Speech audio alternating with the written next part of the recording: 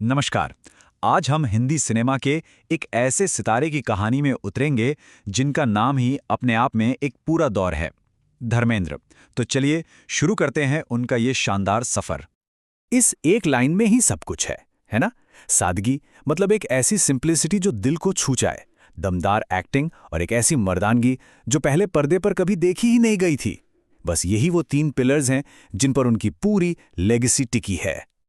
देखिए, हर बड़ी कहानी की शुरुआत ना अक्सर किसी बहुत छोटी सी जगह से होती है। धर्मेंद्र की कहानी भी कुछ ऐसी ही है, जो शुरू हुई पंजाब के एक छोटे से गांव से। तारीख थी 8 दिसंबर 1935। पंजाब के नसराली गांव में एक किसान परिवार में उनका जन्म हुआ। अब जरा सोचिए, एक तरफ खेतों की वो सीधी सादी जिंदगी और दूसरी तरफ वो फिल्मों की चकाचौंध भरी दुनिया जिसमें उन्हें एक दिन कदम रखना था। कितना बड़ा फासला था। और ये सपना कोई बड़ा होकर नहीं देखा गया था, ये तो बचपन में ही मन में जड़ पकड़ चुका था। गांव के नाटकों में छोटा मोटा रोल करते करते उनके अंदर का एक्टर चुपके से बड़ा हो रहा था। उसे क्या पता था कि एक दिन उसे पूरी दुनिया देखेगी। तो अब कहानी का अगला पड़ाव आता है। वो जुनून, वो सपना उन्हें पंजाब के खेतों से निकालकर सपनों के शहर मुंबई तक खींच लाया। लेकिन मुंबई का सफर आसान थोड़े ही था। जेब में पैसे नहीं थे, इंडस्ट्री में कोई जान पहचान नहीं थी। साथ था तो बस क्या, आंखों में सपने और दिल में हिम्मत। सच कहें तो यही उनकी असली दौलत थी। और फिर किस्मत ने दरवाजा खटखटाया।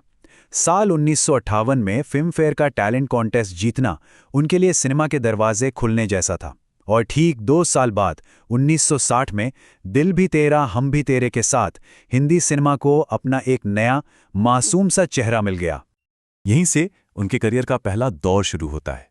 वो दौर जब धर्मेंद्र ने अपनी सादगी और एक प्यारी सी मुस्कान से पूरे देश का दिल जीत लिया था। मतलब 1960 से 1970 के बीच वो एक रोमांटिक हीरो के तौर पर छा गए। उनका वो भोलापन, वो दिलकश मुस्कान, उस दौर में दर्शक, खासकर महिलाएं, उन्हें पर्दे पर देखकर दीवानी हो जाती थीं। वो सचमुच घर घर के हीरो बन गए थे। लेकिन कहानी में एक बहुत बड़ा मोड़ आना भी बाकी था। एक ऐसा मोड़ जिसने उनकी इमेज को, उनकी पहचान को हमेशा हमेशा के लिए बदल कर रख दिया। ये साल 1975, ये उनके करियर में एक तूफान लेकर आया। और इस तूफान का नाम था एक ऐसी फिल्म जो आज भारतीय सिनेमा का इतिहास है। जी हाँ, शोले। इस फिल्म ने हमें दिया वीरू, एक ऐसा जिंदा दिल, मजाकिया और बिल्कुल साफ दिल वाला दोस्त। आज भी वीरू का किरदार हमारे सबसे पसंदीदा किरदारों में से एक है ना? बस यहीं से धर्मेंद्र के करियर ने एक जबरदस्त उड़ान भरी। और यहीं पर उनका ट्रांसफॉर्मेशन पूरा हुआ। देखिए, एक तरफ थे वो रोमांटिक हीरो जो अपनी मुस्कान और सादगी के लिए जाने जाते थे, और अब वो बन चुके थे बॉलीवुड के असली ही मैन, जो अपनी बॉडी, अपनी ताकत और अपने स्वैग के लिए पहचाने जाने लगे। ये सिर्फ एक इमेज का बदलना नहीं था, ये उस दौर की जरूरत भी थी। शोले के बाद तो जैसे एक्शन फिल्मों की लाइन लग गई।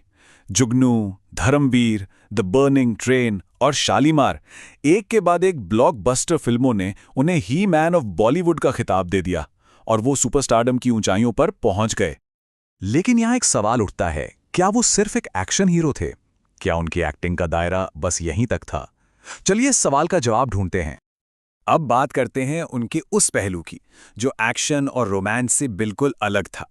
एक ऐसा पहलू जिसने साबित किया कि वो कितने वर्सेटाइल, कितने कमाल के एक्टर थे। फिल्म चुपके चुपके में उनकी कॉमिक टाइमिंग को आज भी बेमिसाल माना जाता है।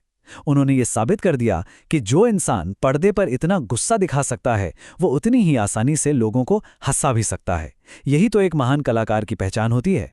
पर्दे के बाहर भी उनकी जिंदगी किसी फिल्म से कम नहीं रही। प्रकाश कौर और हेमा मालिनी से उनकी शादियां हमेशा सुर्खियों में रहीं। उनकी विरासत को उनके बच्चों सनी, बॉबी और ईशा दियोल ने आगे बढ़ाया। और सिर्फ एक्टिंग ही नहीं, उन्होंने जनसेवा में भी हाथ आजमाया और 2004 में सांसद बनकर एक नई भूमिका में नजर आए। तो अंत में सवाल यही है कि धर्मेंद्र की विरासत क्या है? वो हमारे लिए क्या छोड़कर गए हैं? उनकी कहानी ना एक प्रेरणा है। एक ऐसी जिंदगी जो सादगी से शुरू हुई, फिर संघर्ष की आग में तपी और आखिरकार स्टारडम की चोटी तक पहुंची। ये एक असल जिंदगी के हीरो की कहानी है। और इस शानदार सफर को देश ने भी सलाम किया।